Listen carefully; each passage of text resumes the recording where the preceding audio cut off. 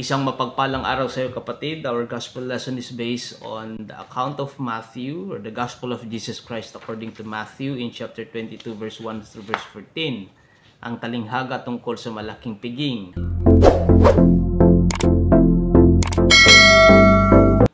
Isang popular na talinghaga na itinuro ng ating Panginoong Jesus. At alam natin, batid natin na ang talinghaga ay isang makamundong kwento na naglalaman ng makalangit na katotohanan.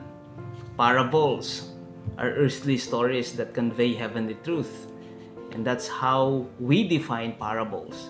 And parables are used by Jesus oftenly to teach His disciples, not only His disciples, but the multitude, people who are hearing, the audience of Jesus, who are hearing His message that has something to do with the realities of the kingdom of God.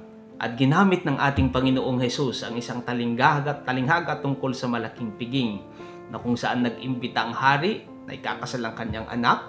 But unfortunately, there are many reasons when the day has come, the scheduled date, the appointed date has come.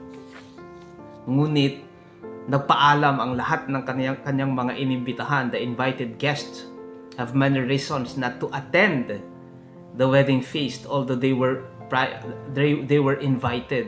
Na imbitahan man ang mga ito, ngunit marami na silang rason na hindi sila makakadalo doon sa paanyaya ng hari sa kanila sa kasal na inihanda niya para sa kanyang anak. A person who has just prepared a wedding feast for his son and have sent invitations for his guests, anticipating that they would respond positively, that they will come on that appointed or scheduled date. Wala sila, kung kaya't ang sabi ng hari, punta kayo sa mga lansangan at sino man ang inyong makita doon ay anyayahan ninyo na makisalo at umattend sa aking piging o sa malaking piging, sapagkat ito'y kasal ng aking anak. And so I'm just rephrasing this parable used by Jesus or taught by Jesus.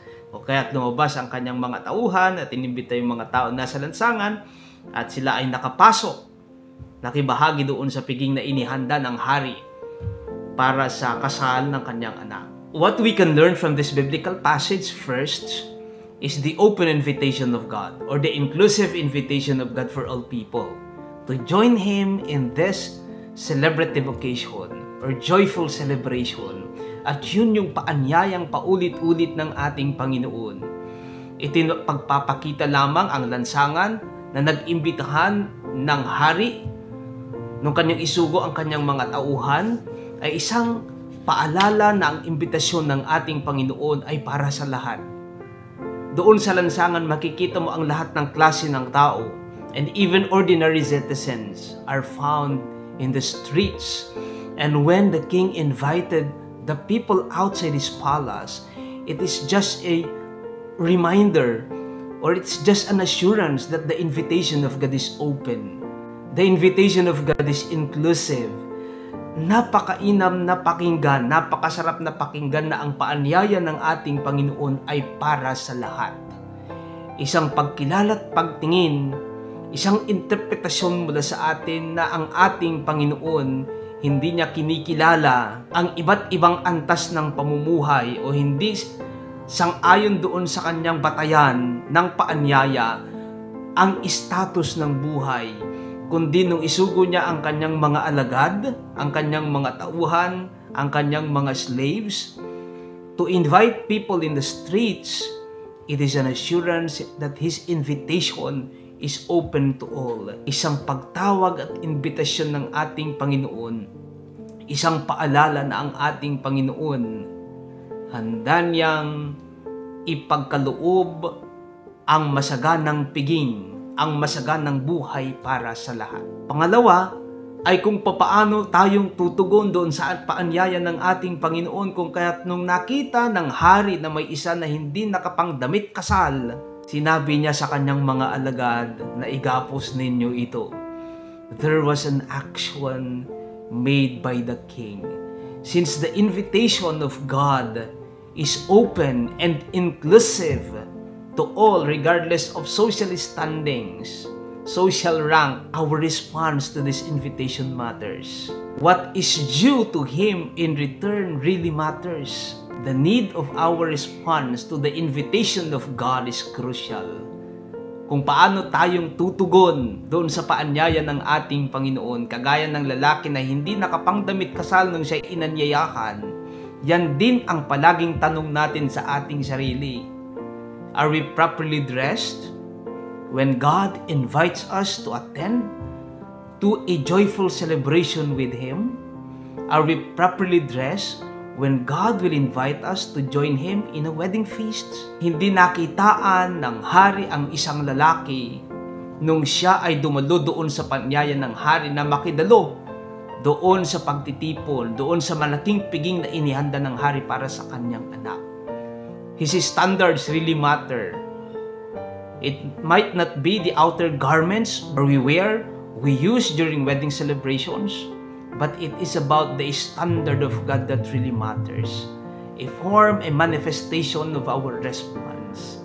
It requires from us that the standards of God set forth not by ours but by King or but by our God should be obeyed, should be followed. Yung standards ng ating Panginoon, yung batayan ng ating Panginoon ang masusunod. In response to His invitation, His standards should be followed. The requirements should be obeyed. The standards of God should be obeyed. Isang kapahayagan yan ng pagkilala natin doon sa batayan ng Diyos at hindi ang ating pansariling batayan, sapagkat sa kaharian ng langit, ang batayan ng Diyos ang siyang masusunod.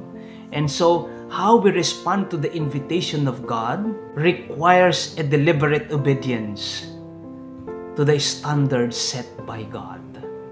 Kung kaya't, welcome na welcome tayo dahil sa inklusibong paanyaya o imbitasyon ng ating Panginoon, ngunit napakahalaga ang ating pagtugon sa kanyang imbitasyon na masunod maging yung kanyang batayan doon sa kanyang kaharian at hindi at ang ating pansariling batayan.